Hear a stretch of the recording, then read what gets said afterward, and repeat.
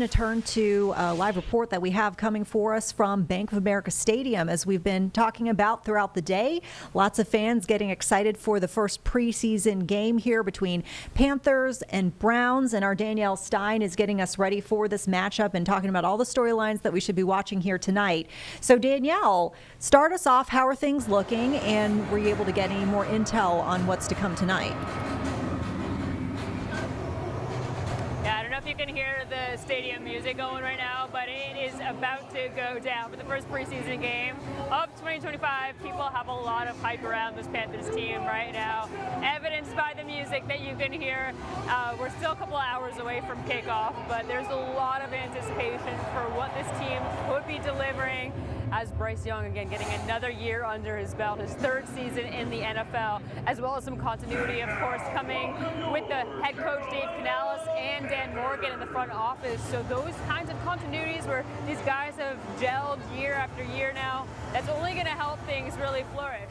There's a lot of new faces as well that we're all really excited to see. In this preseason game is a great opportunity for this Panthers team to get their first taste playing against another opponent in the Cleveland Browns.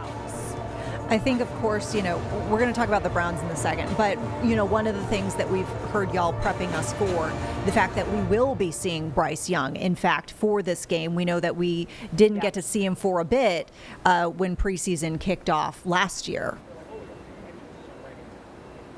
Right, yeah. So in contrast, last year, we didn't see him step on the field until the third game. So Dave, I think, kind of learned from that, and Bryce himself likes the idea of starting this one off early. He said, I like to get my feet wet, my feet under me, and it still helps to kind of set the tone for the rest of the team.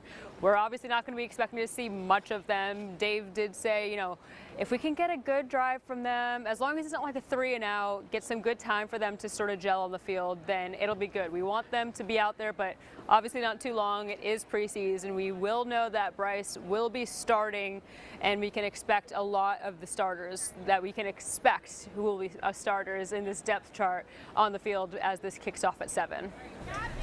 Now, okay, so we put a pin in the Browns. We're going to come back to that because obviously there's, and I don't want to use, the word spectacle, but there's kind of a bit of a spectacle and a bit of a circus around the fact that Shedeur Sanders is also going to be starting. And so, it seems like everywhere he goes, there is always conversation. There's a lot of interest. Folks just want to know. So how do you think that's going to play into this matchup tonight? And I'll just kind of add this into the mix as well.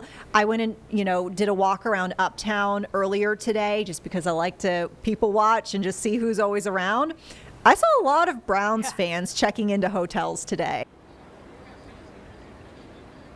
As did I. I saw quite a few jerseys as I was driving up to the bank earlier too. But it's true. You can just say the word we all want to say. Their quarterback room is a mess right now. There were 5 about a week ago, and now there's 6 quarterbacks on their roster. Actually, only 2 of them are healthy enough that they would be listed as active tonight, with the newest addition of Tyler Huntley actually coming in after just not being in this team a couple weeks ago. Of course, guys like Deshaun Watson, Joe Flacco, who right now is listed as number 1 on that depth chart, Kenny Pickett, as well as another rookie that they drafted even ahead of Shedeur Sanders and Dylan Gabriel. So yeah, this room is crowded. They're gonna need that room to weed out. Right now, Shedeur is actually listed as the number 4 quarterback on the Browns depth chart. So I think this team really wants to see what Shedeur is able to do in a big moment like this. Of course, he's delivered in big moments throughout his college career at Colorado. Bryce is someone who knows what it's like to deliver in college, being a former Heisman winner himself. But for Shedeur's case, this is all about getting those reps in a real game situation. Joe Flacco even commenting on it, saying, I can't wait to be watching how this unfolds from the side.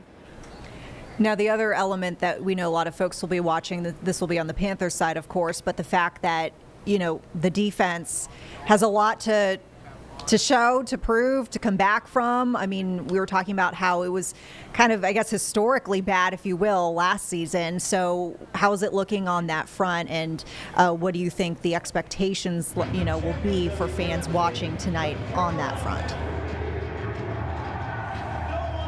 Yeah, this defense definitely seems like they took a step in the right direction this offseason. First of all, going back to the draft, they got 4 defensive pieces, including 2 edge rushers in Nick Scorton and Princely Manuelin, as well as someone on the secondary, Lathan Ransom. These guys are young, excited, and they are hungry. I talked to Lathan earlier this week, actually, and he's someone who's really described as that physical force who loves to be out there and really go hit it hard against other teams. So yeah, he's excited, for example, to be going up against not his own teammates, as he'll be facing the Browns tonight. So for a lot of these guys, getting these first reps is going to be huge for them tonight as they're just beginning their NFL careers.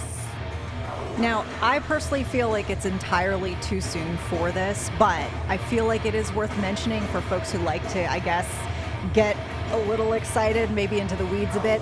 I am seeing Carolina is a betting favorite in this matchup by about 6 points. Once again, people can bet on everything and they will bet on anything. I clearly, I'm seeing what's out there, but I think that's interesting. And so take that for what you will, folks. It's interesting.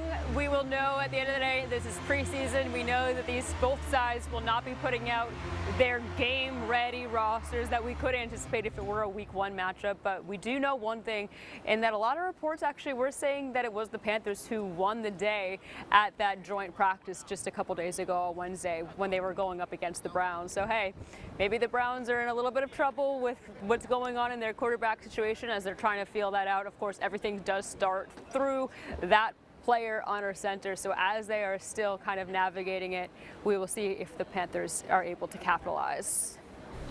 Now, before we wrap things up, I always like to check in to see what sort of, stories you'll be bringing to us throughout the evening. I know y'all have been working hard on getting us, some great and varied reports really from training camp up until this point.